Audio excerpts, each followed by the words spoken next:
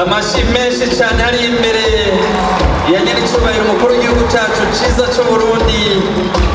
Murabona ngene batambuka neza cyane, umenga no kuguru kumwe, umenga no umuntu umwe.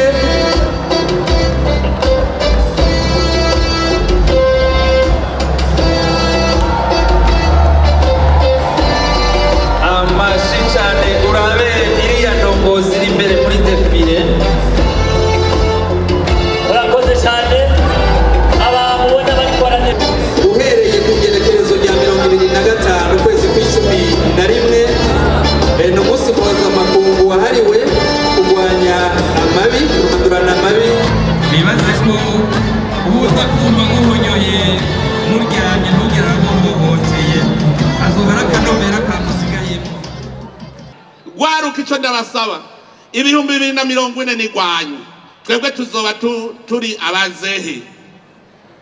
Ni mwebwe rero tugiye kwishimikiza, mumenye yuko turiko tubategura ngo mukuri kirenge hasi, mutambuke mushika kandi mutangura imigambi y'iterambere kugira ngo igihe tuzoba dushaje tuze namwe tubishimikize. None rero namwe murazi ko tutabariye imvanda, ntimuze mutujye imvi, mutangure ibikorwa by'iterambere.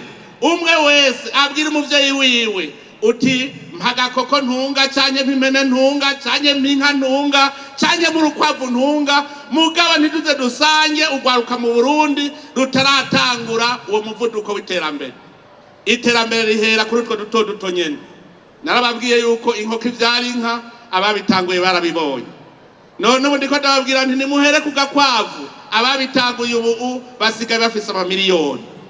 Rero ugwaruka va hasi, uko nyene mwakuye ikirenge hasi, mutangure imigambi y'iterambere muringaniye mwebwe nyene.